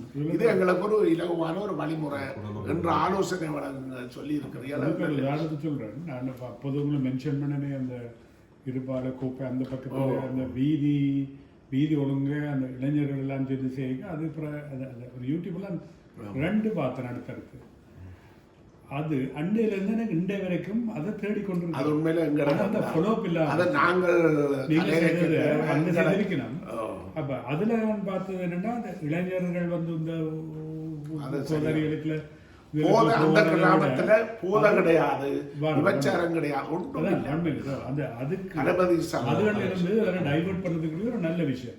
அதுல பார்த்தோம்னா அவ்வளவு எனர்ஜெட்டிக்கா செய்ய அந்த கம்யூனிட்டி எல்லாம் வந்து அதுக்கு சாப்பாடு கொடுக்குது, அதை செய்து அதை அப்படி எஸ்டாப்ளிஷ் பண்ணிக்கிட்டே போச்சு. 2 அதுக்கு தொடர்ச்சியை பார்த்தேன். அதுக்கு பிறகு 2 வரையும் தேடிக்கொண்டிருக்கிறேன். அதுக்கு தொடர்ச்சியை காண முடியாது. அப்போ நான் சொல்ல விஷயம் சந்திரஹாசன் சொன்னதுன்ற விஷயத்துல இப்படியான ஒரு நல்ல விஷயத்தை சேர்த்து நீங்கள் யூடியூப்பை பாவிச்சு செய்ய போய்க்க அது தொடர்ச்சி ஒன்று அப்படியே போய் கொண்டிருக்கணும். அப்படின்றால் இவரை மாதிரியோ இல்லை என்ன மாதிரியோ இவரை மாதிரி ஒரு 4 பேர் தான் நாங்கள் பார்க்குறோம்ன்றாலும் 4 பேரும் திறந்து பார்க்க அது பரிமளமாக போய் ஒரு கட்டம் வரைக்க அதுக்கண்டு ஒரு கிரௌட் வரும். அதைத்தான் அந்த கலைமதி சமூகத்தில் உண்மையில அது ஒரு பெரிய ஒரு 1000 குடும்பங்கள் இருக்கிற ஒரு கிராமம். முதலாவது அந்த நுண்கடனை எதிர்த்த நின்ற கிராமம். அந்த நுண்கடன் கொடுத்து பொம்பளைகளை ஏமாற்றுகிற கிராமம், வீட்டுக்கு அவனை வரவிடாமல் அடித்து கலைச்ச கிராமம். மற்றது ஒரு கிராமத்தில் செத்தவிட நடந்தால் அங்கே எல்லாருமே சேர்ந்து அன்றைக்கு அந்த சாப்பாடு கொடுக்கறதோட சகல வேலையிலே வந்த கலைமதி சமூகம் உண்டாச்சு. அது திரும்பவே அது ஒரு ஐக்கியப்பட்ட ஒரு சமூகமாக கலைமதி சனசமூக நிலையம் என்று ஒன்று இருக்கு. அது வந்து இப்போ புலிகள் காலத்தில் கூட புலிகள் தங்கட பங்கர் வேலைகளுக்கு கூட மற்ற ஊர்களில் கலைச்சு பிடிக்க வேண்டி வரும். இங்கே வந்து அந்த கலைமதி சனசமூக நிலையத்தை சொன்னால் அங்கே ஆக்களை தெரிவு செய்து ஒழுங்க அனுப்புவிடும். அந்த எங்கட ஆர்கனைஸ்டா இருந்தாங்க. அப்ப அவர்கள் எல்லாம் அவைய கேட்டுத்தான். ஆனா ராணுவம் கூட புத்தூர்மை. அப்ப ராணுவம் கூட அந்த கிராமத்துக்கு மதிப்பு. ஏனென்றால் அவ தமிழீழத்தை உச்சரிக்கையில் புலிகளை நாங்களும் வேறு என்று சொல்லி இருக்கிறோம். அப்ப சிங்கள மக்களோட உறவாக இருக்கிறோம். விக்ரமாவோட வாசுவோட அந்த காலத்தில் சினிமாவோட அந்த முற்போக்கு இது. எனவே ராணுவம் கூட அவைய கேட்டுத்தான் உள்ளுக்கு வரும். போலீஸ் கூட இன்றைக்கு ஒரு சுடல பிரச்சனையில ராணுவத்தால் வந்து போலீஸ் வாகனத்தை அடிச்சு கலைச்சிருக்கிறார்கள். ஜனம் கல்லறிஞ்சு அவங்க ஓடினவங்க. அப்போ பிறகு அச்சுவேலி போலீஸுக்கு எல்லாம் பாதுகாப்பு கொடுத்து ராணுவம் வந்து நீதிமன்ற ஓடரே அவன் தூக்கி எறிஞ்சவன். அந்த மாதிரி ஒரு கிராமம். அது இலங்கையில யாழ்ப்பாணத்தில் ஒரு முன்னுதாரணமான கிராமம் என்று நான் சொல்றது. அந்த அளவு ஒற்றுமை. சரி, ஒரு கிராமத்திலே இல்லை. நாங்கள் நீண்ட நேரம் அரசியலை பற்றி பேசியிருக்கோம். இனியும் கூட நாடகத்தை பற்றி கொஞ்சம் கதைப்பவே. உங்களோட நாடகத்தை வேண்டாம், நீங்கள் அரசியலோடையும் ஒரு பெரிய இன்வால்வ்டாக இருந்துட்டு அதே நேரத்தில் நாடகமும் சேர்ந்துருக்கீங்க. உங்களோட நாடகத்தை இன்வால்வ்டை பற்றி சொல்லுங்களேன். எவ்வளவு தூரம் உங்களோட நாடகம்? நான் அந்த இந்த தனிப்பட்ட அந்த அனுபவம் தானே. அப்போ அது நான் உண்மையில் 10 வயதிலிருந்து 3ஆம் வகுப்பிலிருந்து நாடகம் நடிக்க தொடங்கினான். அப்போ எங்களுக்கு ஆசிரியர்கள், எங்களுடைய ஊரவர்கள், எங்களுடைய நண்பர்கள், எங்களுடைய கிராமத்தவர்கள் ஒரு சமூகமாகவே எங்களை அங்கீகரித்தார். ஒரு சின்ன பிள்ளைகளாக இருந்து நாங்கள் ஒரு திருவோபாலகிருஷ்ண நாடக மன்றம், மறுமலர்ச்சி மன்றம், மறுமலர்ச்சி மன்றம் என்ற காகித புலிகள் ஒரு நாடகம் 74 போட்ட நாங்கள். அது வந்து ஒரு கருத்தியல் பிரச்சார நாடகம் தான். பிரச்சார நாடகம். ஆனால் தாளலயத்தில் செய்த நாங்கள் மக்கள் அதை ரசித்தவை. கிராமமே 80 மேடைக்கு மேலே போட்டிருக்கிறோம். அந்த கிராமத்தில் நாங்கள் குடியை எதிர்ப்போம் குடும்பம் மீட்போம் என்கிற ஒரு குடியை எதிர்ப்போம் குடும்பம் மீட்போம் என்று அதில் நாங்கள் தீபாவளிக்குத்தான் அந்த குடிகாரர் சண்டை சச்சரவு எல்லாம் நடக்கிறது கிராமங்களில். அப்போ நாங்கள் தீபாவளியை பயிஸ்கரிப்போம் என்று சின்னாங்கள் 15 வயது அப்போ உடுப்புகளும் போடாமல் எல்லாரும் நாங்கள் தெரிஞ்செடுத்து அதை ஒரு இயக்கமாக ஊர்வலமே சின்ன பிள்ளைகள் எல்லாம் குறியீட்டு ரீதியில் ஊரெல்லாம் இதண்டு அங்கே எங்கட உள்ள அந்த சாராயத்தவரணையெல்லாம் கொளுத்தி எரித்து வீடு வீட 30 வீடுகளுக்கிட்ட விற்கிற சாராயங்கள் நாங்கள் எல்லாம் உள்ளுக்கு போந்து சந்திராசன் தலைமையில் நாங்கள் போயெல்லாம் சாராயம் அழிச்சு உடைச்சதாங்க. இல்லை நீர் வந்த நேரம் அங்கே கவிசலை சொன்னவா என்ன இவற்ற தகப்பன் பெரிய அதிகாரி சுங்க அதிகாரி அது இது அப்படி அவர் ஸ்டேஷன் மாஸ்டர் மகன் இவர் அது அவையெல்லாம் பணக்காரர் அவை சாராயமித்து சீவிக்க தேவையில்லை நாங்கள் ஏழைகள் நாங்கள் அப்போ நான் ஒரு கஷ்டப்பட்ட குடும்பத்திலேருந்து வந்தேன்னா நான் யாருன்னு கேட்டேன். அப்போ நாங்களும் உதவித்தோம் அம்மா ஆச்சி எங்களை வளர்க்கணும். அப்படியான ஒரு நீங்கள் இன்னும் அதாவது அந்த குடியை தான் சொல்றீங்க. பாராட்டுகள். அப்போ ஏனென்றால் நாங்கள் கிராமம் யாழ்ப்பாணம் அதை ஏற்றுக்கொண்டாங்க. அதான் இப்படி சும்மா ஒரு சந்தோஷமா நாங்கள் இப்பவும் தான் இப்ப போத வந்தவரை இன்னும் ஒரு பிரச்சனை கூறி சரி. இப்ப நாங்க மீண்டும் அந்த அரசியலுக்கு போக கூடாதுன்னா இப்ப நீங்க உங்களோட நாடகம் இப்ப நீங்கள் அங்க நாடகம் எல்லாம் செய்து கேள்விப்பட்ட அப்புறம் ஆஸ்திரேலியாவிலையும் நாடகம் செய்து கேள்விப்பட்டிருக்கோம். அதை பற்றி சொல்லுங்க.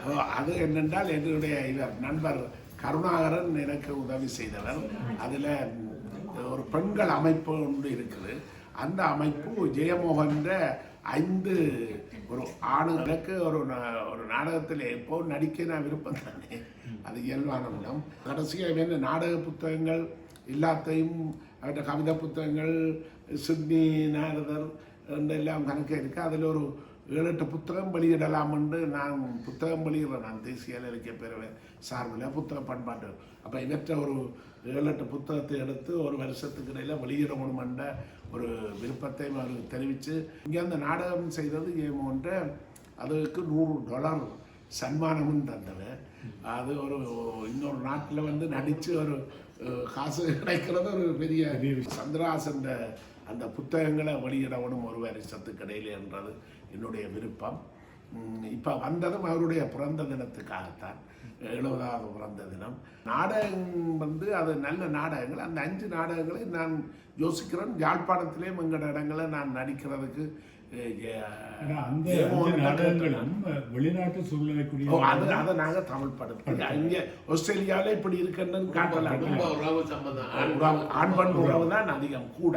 அப்போ அந்த ஆண் பெண் உறவு அங்கேயும் கிட்டத்தட்ட அந்த நிலைமையில் இப்போ வந்து வந்த போகுது. நான் ஒரு விஷயத்தை பார்த்தேன் என்னென்றால் அங்கே போன போது சில பேருக்கு நாடகங்களையும் பார்த்தேன். இப்போ அங்கே இருக்கிற நாடகங்கள் அது எல்லாம் அப்படியோ தெரியல. ஆனால் அங்கே உள்ள நாடகங்கள் ஒரு கொமேடி என்று போட்டு ஒரு விதமான சம்பந்தம் இல்லாமல் சமுதாயத்துக்கு சம்பந்தம் இல்லாத கொமேடி நாடகங்கள் போய்கிட்டு இருக்குது யாழ்ப்பாணத்தில் நீங்கள் பார்த்தீங்கன்னா. ஆனால் அங்கே கணக்க சொல்ல வேண்டிய விஷயங்கள் நிறைய இருக்குது. இப்போ நீங்கள் சும்மா உங்களோட கார் எடுத்துட்டு போனீங்கன்னா மோட்டர் சைக்கிள் எடுத்து போனீங்கன்னா நாய் அடிபடுது. இந்த நாடகம் போல நாடகம் நல்ல ஒரு மீடியா. அப்ப அதுகள் எல்லாம் விஷயங்களை நாடகங்கள் அப்படியான விஷயம் பழைய நாடகங்களை போட்டுக்கொண்டு இருக்கிறமே தவிர குழந்தை மா சண்முகலிங்கம் 95 வயதில் இருக்கிறார், சந்தோஷமா இருக்கிறார். அப்போ அவர் நாடகங்களைத்தான் இப்போ போட்டுக்கொண்டு இருக்கிறோம். இங்கேயும் வரப்போகுது உறவுகள் என்ற நாடகம் வச்சு அண்டன் செக்கோவின் தான் விரும்பாத்தியாக அவர் மொழிபெயர்த்த நாடகம் அதுதான் மகாஜன மாலைக்கு வருகுது. அப்போ அங்கே நாடகங்களை போடுற இயக்கங்கள் தீவிரமாக இருக்குது. ஆனால் இப்படியும் சில நாடகங்கள் நடக்குதுன்னு நீங்கள் சொல்றீங்க. அதை பற்றி எனக்கு நீங்கள் சொல்றது சரி. நாடகம் ஒரு கலை மீண்டும் உருவாக்க வேண்டிய ஒரு இது இருக்கு. அது முதல் அந்த வடிவம் வந்த பிறகு சமகால விடயங்களை நாங்கள் முதல் நீங்கள் ஒரு பெரிய தேக்கமான இல்லை அது இப்போ உலகில் நினைக்கிறேன். என்னென்றால் இப்போ நாங்கள் வெண்கட்டி வட்டம் கொட்டம் கனகன நாடகங்கள் இப்போ பல்கலைக்கழகத்து வெளியால் சமூகமாற்றிய குழு என்றது அதை நடத்தி கொண்டிருக்கு. மக்கள் களரி என்று சிங்களாக்களோட இணைந்து அவர்கள் 30 பேருக்கிட்ட தமிழில் பேசி சிங்கள பிள்ளைகள் எல்லாம் பொம்பளை பிள்ளைகள் ஆண்கள் எல்லாரும் நாங்கள் எல்லாம் சேர்ந்து தமிழ் கொடிகளும் சேர்ந்து இலங்கை முழுக்க நாடகம் மேடையேற்று நாங்கள் 3 பல்கலைக்கழகம், மற்றது நுவரெலியா, மட்டக்களப்பு, கண்டி, கொழும்பு என்ற எல்லா இடமும் சிங்கள சபையோருக்கு முன்னால் ஒரு நாளில் 2 காட்சியும் வச்சிருக்கிறோம். 2.5 மணித்தியால நாடகம். அதை பார்த்து ரசித்து பிறகு 2-3 மணித்தியாலும் அதை பற்றி விமர்சனம் செய்தவன். அது பல்கலைக்கழகங்கள்லையும் சரி மற்ற இடங்களையும் அப்படி சிங்கள மக்கள் மத்தியில் ஒரு விழிப்புணர்ச்சி வந்துருக்கு. தமிழ் படிக்கணும். என்ன மகளும் சிங்கள பள்ளிக்கூடங்களில் தமிழ் படிப்பிச்சவா. இப்போ தமிழ் பள்ளிக்கூடத்தில் சிங்களம் படிப்பிக்கிறா. இப்போ பிள்ளைகள் எல்லாம் எங்கட உள்ள நிறைய வருகிறது என்றால் சிங்களம் படிக்கிறாங்க. அப்போ இன்றைக்கு அந்த சிங்கள தமிழ் விரோதம் என்றது இல்லை. இப்போ நீங்கள் நாடகம் என்றபடியா நான் ஒரு விஷயத்தை நான் அங்கேயும் பார்த்தேன். முருகையா தமிழ்ச்செல்வன் சொல்லி ஒரு எழுத்தாளர் இருக்கிற கிளிநொச்சியில் நஞ்சாகும் நிலம் என்று சொல்லி எழுதியிருக்கிற என்னன்னா எங்களோட காடுகள் கிளிநொச்சி காடுகள் எப்படி அழியுது என்றது. இப்போ இதுகள் எல்லாம் அப்போ நான் அவர்கிட்ட அங்கேயே கேட்டேன். இப்போ இதுகளை நீங்கள் இப்போ ஞாபக சனம் வந்தது அதுக்கு அந்த வெளியீட்டுக்கு புத்தகம் கொண்டு போகிற போது எல்லா இடமும் இப்போ எலக்ட்ரானிக் மீடியா அதுகளை நீங்கள் நாடகமாக கொண்டு வாங்கலாம். இதுக்குள்ள அந்த விஷயத்தையே நாடகமாக கொண்டு வந்தீங்கன்னா முழு மக்களுக்கு போகுமே என்று சொல்லி இப்போ இவர் கூட எழுதி அனுப்பலாம், நீங்கள் கூட பிரதிகள் அனுப்பலாம். பிரதிகள் இப்பத்தைய விஷயங்கள்ல இப்போ உங்களோட உணர்வுகளை நீங்கள் அப்படி பகிர்ந்தால் அந்த நாடகம் செய்ய ஆக்கள் இருக்கு. அதை நாங்கள் கொண்டு நடத்தவும் இடங்கள் இருக்கு. ஒரு நாடகம் வந்தால் 100 மேடை போடலாம். கிட்டத்தட்ட ஒரு 5 வருஷத்துக்கு முதல் நாங்கள் யாழ்ப்பாணத்தில் ராஜனும் நாங்களும் ஜப்னாவின் காலேஜின் அந்த 125வது ஃபங்க்ஷனுக்கு வந்து 3 மட்டும் லண்டன்லேருந்து பாலேந்திராமன் வந்திருந்தவர் மாணவர் பக்க மாணவர் நாடகங்கள் போட்ட மட்டும் யூனிவர்சிட்டி. அப்போ நாங்கள் இல்லை அது போட்ட நேரம் ஒரு வெளி அமைப்பு தான் அவை நாடகம் கொண்டு போடுறோம். நாங்கள் எங்களை அவை அடையாளம் கண்டு நீங்கள் கட்டாயம் வந்து பார்க்கணும். நானும் பாலேந்திராவும் இவர் ராஜனும் போய் பார்க்கலாம். அன்றைக்காவே போட்ட நாடகம் இது நான் சொல்ல கிட்டத்தட்ட 5 அல்ல 6 வருஷம் அவை போட்ட நாடகம். ஒன்று வந்து குழந்தை சண்முகத்துக்கிட்ட காட்டு நிறைய நாட்டுக்கு வந்த கதை. இன்னொன்று அது ஒரு 40 நிமிஷம் ஒரு தனிநபர் நாடகம். ஒரு 16, 17 அல்ல 18 வயதில் இருக்கக்கூடிய ஒரு பொம்பளை பிள்ளை தனிநபர் நாடகம். ரெண்டும் ஒட்டுமொத்தத்தில் அந்த காட்டு நதியார் நாட்டுக்கு வந்த கதை வந்து நாங்கள் ஏற்கனவே பார்த்தது குழந்தை சமயத்திலே அது சிறுவர் அதுவுமே அன்றைக்கு நடித்தது. அதை நான் பார்த்ததுக்கு கனகாலத்துக்கு பிறகு அதை திரும்பி பார்க்கலையும் அவ்வளோ ஷாக்கி போனால் அந்தளவு குவாலிட்டி இருந்தது. அதே மாதிரி அந்த தனிநபர் அந்த பிள்ளை ஒரு பொம்பளை பிள்ளை தனிநபர் நாடகத்தை நடித்ததும் அந்த லெவலில் இருந்துச்சு. ஆனால் அதை நான் அன்றைக்கும் சொல்லினான். சேட்லி அந்த நாடகத்தை எங்கள் 3 பேரை தவிர இருந்து பார்த்தது நீங்கள் எத்தனை பேருன்னு பார்த்தால் ஒரு 15 பேருக்கு மேலே தான். என்ன இவ்வளவு ஒரு தரமான நாடகத்தை அங்கே டிக்கெட் காசு கூட கொஞ்சம் இல்லை. நீங்கள் 15 பேருக்கு இவ்வளோ வேணுது. சரி, நாங்கள் நீண்ட நேரம் பேசியிருக்கிறோம். அதனுடைய ஏதாவது நீங்கள் உங்களுடைய மனதில் பட்ட விஷயம் இந்த சொல்லணும் என்று நினைக்கிற ஒரு ஏதாவது விஷயம் இருக்கா? பாதிக்கப்பட்ட அதாவது நாங்கள் இப்போ சோபந்தா தேவராஜா அவர்களோட ஒரு இடதுசாரி சிந்தனை உள்ள ஒருவர். அது மட்டுமல்ல அதோடு இயங்கினவர், இடதுசாரி இதோட இயங்கினவர். அதோட நாடகங்கள் இப்படியான இதுகள் எல்லாம் அவர் செய்து கொண்டிருக்கின்ற ஒருவர். அதனுடைய உங்களுடைய மனதில் இப்போ வேறு ஏதாவது இந்த மக்களுக்கு சொல்ல வேண்டும் என்று என்று சொல்லுவீங்க? நீங்கள் உங்களோட நடத்துகிற இந்த கலந்துரையாடலில் உண்மையில் பயனுள்ள ஆலோசனைகளை நீங்கள் வழங்கியிருக்கிறீர்கள். என்னென்ன உதாரணமாக அங்கே நடக்கிற நல்ல நிகழ்வுகளை பரவலாக்க வேணும். அது இப்போத்தைய தகவல் தொழில்நுட்பத்தினூடாக பரவலாக்க வேணும் என்று சொன்ன ஆலோசனையை நான் எங்களோட கலைஞர்கள் மத்தியில் அதை நான் எடுத்து சொல்லுவேன். அதை சொல்லி அதன்படி நாங்கள் உங்களோட அந்த உறவு பாலம் தான் அந்த இதை சொன்னோம். அதை நாங்கள் அமைச்சு நீங்கள் எங்களுக்கு அங்கே உதவுகிறதுக்குரிய பிரதிகளை எழுதி தரலாம், அல்லது வேறு விதங்களாக அதை அந்த யூடியூப் வந்தால் அதை நீங்கள் ஏற்று அதை விரும்பி அதை பரவலாக்கலாம். எங்களுடைய வெளிநாட்டில் புலம்பெயர்ந்த கலைஞர்கள், நல்ல நலன் விரும்பிகள், ஆர்வலர்கள் அந்த மக்களுக்கு சொன்னால் அவர் மிக உற்சாகம் அடைவார்கள். நான் இந்த செய்தி அந்த சைக்கிள் ஓடி விற்கிறவருக்கு நான் சொன்ன உடனே அவருக்கு வேறு மகா சந்தோஷம். ஆனால் இப்படியெல்லாம் என்ன, அப்போ அவற்றை யூடியூப்பில் வந்தோடனே நான் அதை லைக் பண்ணி எல்லாருக்கும் இது செய்தேன். அப்போ அப்படி அந்த இளைஞர்களை அந்த உற்சாகப்படுத்தினோம் என்றால் அவர்கள் உண்மையில் அதை தொடர்ந்து செய்வார்கள். அதில் ஒரு மாற்றம் வரும். அந்த எங்களுக்குள்ள ஒரு இறுக்கமான ஒரு அன்பு பிணைப்போட இதை ஒரு விசுவாசமே நாங்கள் அதை மேற்கொள்ளணும். இதுதான் நான் புலம்பெயர்ந்த மக்கள் ஒவ்வொருவரிடமும் அந்த நாட்டில் இருக்கிறவர்கள் எங்களுடைய ஈழத்து கலைஞர்களை இங்கே கௌரவிக்க வேணும். புலம்பெயர்ந்த கலைஞர்களை நாங்கள் இலங்கையில் கௌரவிக்கணும். உதாரணமாக பாலேந்திரா ஆனந்தராணி வரைக்குள்ள அவர்கள் தனித்து வந்தவர். நாங்கள் வீரசிங்க மண்டபத்தில் நாம் தேசிய இலக்கிய பேரவையும் மற்றது திருமண கலாமன்றமும் இணைந்து பெரிய வரவேற்பளித்து 5 நாடகங்கள் மேலேற்றி மக்கள் எல்லாம் திரண்டு பார்த்து நீங்கள் சொன்ன மாதிரி இந்த கல்லூரி மாதிரி. அப்போ இங்கே இருந்து வர்ற இதை நாங்கள் செய்யலாம். இனி உலக நாடக விழா ஒன்றை செய்கிறதுக்கு கருணா அங்கே பிரான்சில் உள்ள அருமநாயம் என்றவரை சொல்லி இலங்கையில் செய்யணும் என்று அது இந்த நேரம் அது நடக்கிறது இன்னும் நல்லது. எனவே உங்களுடைய நாடகங்களையும் அங்கே வந்தால் நாங்கள் மேடையத்தில் உலகத்தில் உண்மையில் ஒரே ஒரு 1000 எங்கள்கிட்ட இருக்கக்கூடியது நாடகம். ஏன்னா இந்தியாவை விட மேட நாடகத்தில் நாங்கள் எவ்வளவோ மேலே முன்னுக்கு நிற்கிறோம்.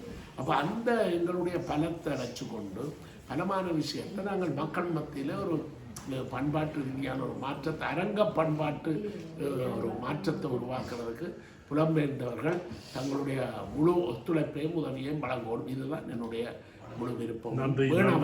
நன்றி திரு சோபநாத் தேவராஜா அவர்களே. ராஜன் இங்கே நாடகங்களோடு மிகவும் அந்யோன்யமாக இருப்பவர், ஒரு நாடக நடிகன். இந்த கலந்துரையாடல் இன்று தேவராஜா அவர்களோடு நாங்கள் கலந்துரையாடியிருந்தோம். இந்த நிகழ்வு பற்றி நீங்கள் உங்களுடைய கருத்து சொல்ல விரும்பினால் என்ன சொல்லுவீர்கள்? என்னுடைய கருத்து என்றதை விட எனக்குள்ள இருக்கிற கேள்வி இதில் கேட்டுக்கொண்டிருந்ததிலே நான் இங்கே அனுபவப்பட்டதிலே இருந்து பார்க்கறதில்ல, எங்களுக்கு அடுத்ததாக செய்ய போவது யார்?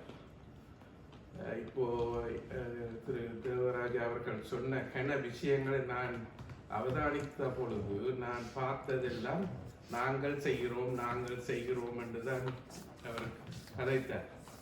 இப்ப யாரு தேவராஜா இல்லாவிட்டால் யாரு செய்ய போறார்கள்? அடுத்த ஜெனரேஷன். இப்ப எங்களுக்குத்தான் இந்த பேஷன் பற்று இருக்குதுன்ற மாதிரி தான் நான் ஃபீல் பண்றேன். இப்ப வர ஜெனரேஷனுக்கு இந்த டெக்னாலஜி யுகம் அவங்கள பிஸி ஆக்கிது. விளங்குதா? இப்ப எங்களுக்கு இப்ப ஏன் இன்றைக்கு இவ்வளவு தூரம் தேவராஜா சரி நாங்க சரி எல்லாரும் இதுல இன்ட்ரெஸ்டா இருக்கிறோம்னா நாங்கள் அதோட வளர்ந்துனாங்க. ஆனா எங்களோட பிள்ளைகள் வளர்ந்தது வெஸ்டர்ன் டெக்னாலஜி, ஐபேடுகள் எல்லாத்தோடையும் வளர்ந்த பிள்ளைகளுக்கு இதை போய் நாங்க இங்க வாங்க இருங்க, நாங்க இதை சொல்லித்தரோம், இதுல செய்யுங்கன்றேக்கல அது இப்ப சந்திராசன் பாஸ்கர் ஆக்கள் இந்த தமிழ் ஸ்கூல்ல கொஞ்சம் ட்ரை பண்ணிக்கலையுமே அந்த புதுசா சிந்தித்து செய்யல. இந்த நீங்க 2-3 பேர் தான் இந்த புதுசா பிள்ளைக்கு இன்ட்ரெஸ்ட் உள்ளதை செய்ய வலிக்கிட்டு அநேகமான பேர் செய்தது ராமாயணத்தையும் கம்பராமாயணத்தையும் கண்ணகி இந்த கதையில தான் செய்தது. அப்ப அந்த பிள்ளைகள் இங்க நடந்தவங்களுக்கு சில பேருக்கு தெரியும். பட் ஸ்டூபிட் உமன் கண்ணகி என்று கேட்டாக்களும் இருக்கணும் அந்த பிள்ளை ஜெனரேஷன்.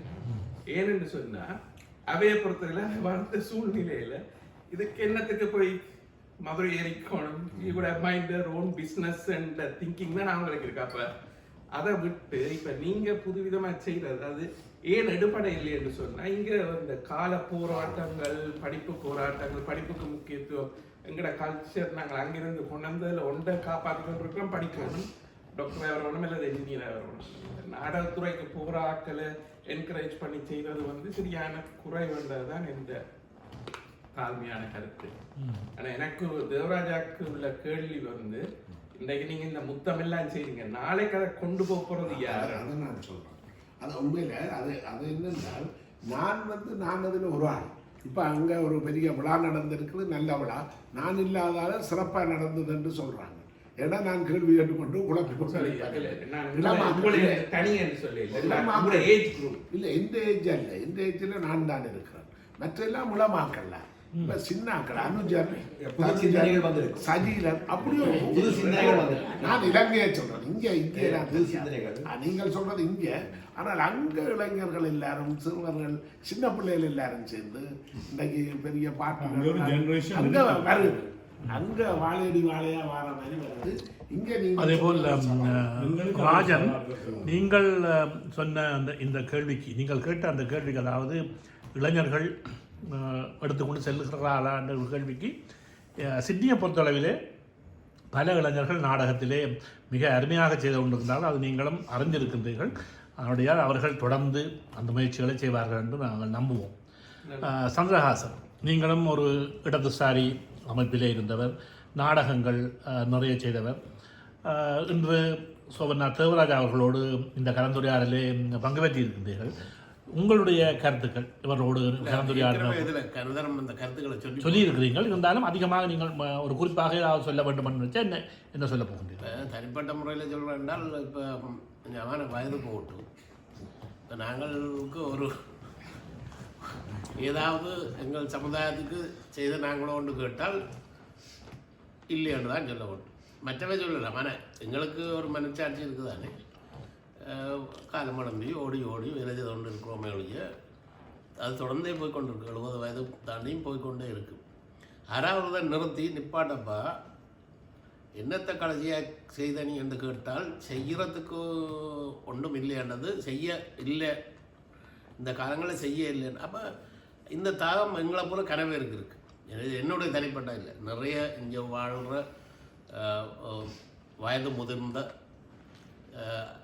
ஆற்றலும் பணமும் அறிவும் உள்ள ஆட்கள் இருக்கணும். இதையெல்லாம் பயன்படுத்தக்கூடிய ஒரு அமைப்பை எங்களோட தாயகத்தில் இல்லை. எல்லாம் காசு சுருட்டுறதுக்கு இருக்கிறான், இல்லாட்டி பொம்மாத்த அரசியல் செய்கிறதுக்கு இருக்கிறான் ஒழிய ஒரு நல்ல சமுதாய நோக்கத்தோடு அந்த சமுதாயத்தை மாற்றி அமைச்சு ஒரு முற்போக்கான சமுதாயமாக அமைக்கிறதுக்குரிய இதை இப்போ தேவராஜோட விஷயங்கள் சரி. ஆனால் அதையே ஏற்றுக்கொள்ள முடியாமல் இது இருக்கண்டு எனக்கு தெரியாது. ஆனால் அதுக்கு உதவி செய்கிறதுக்காக உலகத்தில் பல பேர் இருக்காங்க. எல்லாருக்குமே சந்தேகம் இருக்குது, இவன் இன்னும் உங்களை காசப்படுங்கிறது வராருன்ற சொல்ல. அப்போ ஒரு நல்ல ஒரு உண்மையாயே இது மனப்பூர்வமாக அந்த சமுதாயத்தை மாற்றியமைக்கிற ஒரு அமைப்பை உருவாகணும். அந்த அமைப்பு உருவாகணும். அதுக்கு நாங்கள் உதவி செய்யணும். நான் இப்போ கூட தேவராஜ் வந்து சொன்னால், ஒரு பிரதேச சபையில் நீங்கள் ஆட்சியை அமையணும். அந்த பிரதேச சபையை நான் வந்து நடத்துகிறேன். ஏன்னா நான் கவுன்சிலில் வேலைனா எனக்கு தெரியும் கவுன்சிலில் என்ன சிஸ்டம். அதே ஒரு உதாரணமாக அந்த பிரதேச சபையை முழு இலங்கைக்கும் உதாரணமாக நாங்கள் மாற்றுவோம். அதுக்கு சில விதிகளை கொண்டு உங்களுக்கு உரிமை, தமிழர்களுக்கு உரிமை கேட்குறன்றதை போல பம்மாத்தே ஒன்றும் இல்லை. இருக்கிற உரிமையை பாவிக்க தெரியாமல் பம்மாத்து பண்ணிக்கணும். இருக்கிற பிரதேச சபைக்குள்ள அதிகாரங்களை வச்சுக்கொண்டு அந்த பிரதேச சபையை இலங்கையின் உதாரணமாக மாற்ற முடியும். அதுக்குரிய அதிகாரங்களை மக்கள் கொடுக்கவும், அதில் ஒரு சின்ன அந்த மக்கள் அந்த மக்கள் கள்ளனுக்கும் கபடனுக்கும் தான் உரிமை கொடுக்குறாங்க, வாக்களிக்கிறாங்க. நான் என்ன தவிர நீங்கள் பார்ட்டி, எனக்கு அதில் நம்பிக்கை இருக்குது, அந்த பார்ட்டியில் நம்பிக்கை இருக்குது. அந்த பார்ட்டிக்கு உரிமை கொடுத்தீங்களான்னு சொன்னால் நான் என்ன தொழுந்தே விட்டு வருவேன், என்ன சொத்தே கொடுத்து வருவேன். ஆனால் அதுக்கு தயார அந்த மக்கள் இல்லை. அந்த மக்கள் திருடர்களை தான் நம்புகிறார்கள் தொடர்ந்து. அதுக்கு என்ன செய்யறாங்க சந்திரா சார்? இப்போ என்ன தெரியுமா நீங்கள் சொல்கிற சரி, ஆனால் இப்போ இதைத்தான் இப்போ சாவச்சேரி வைத்தியசாலையை பார்த்தோம். அந்த மக்கள் திருந்துச்சு கடைசி இப்போ என்ன இருந்தது இல்லை, அந்த ஊர் மக்கள் சேர்ந்தும் அந்த வைத்தியசாலையை ஒன்றுமே செய்யலாம் போயிட்டு வாக்கு போடுவோம், எலெக்ஷன் போட அது சரி. ஆனால் இப்போ தனி மனிதனாக அவன் போராடினான். சரி. அதே போல இப்போ துஷ்யந்தன், நீங்கள் இதுவரை ஒரு கவிஞராக, ஒரு நடிகனாக இந்த இலக்கிய இதுகளில் எல்லாம் கலந்திருக்கின்றீர்கள். இந்த கலந்துரையாடல் பற்றி நீங்கள் என்ன சொல்ல விரும்புகிறீர்கள்? பாஸ்கரன் சொன்ன மாதிரி இப்போ யாழ்ப்பாணத்தில் காமெடி நாடகமாக போய் கொண்டிருக்கேன். ஆனால் இதே காமெடியை தான் வெளிக்கிரடி விஸ்வமாடு என்று சொல்லி அந்த காலகட்டத்தில் 67ஆம் ஆண்டு அந்த எல்லாரையும் இளம் சமுதாயத்தை காமெடியாகவே ஒரு நகைச்சுவையாகவே செய்தார். அதே மாதிரி இப்போத்த பிரச்சனைகளை கூட நகைச்சுவையாக செய்யலாம்.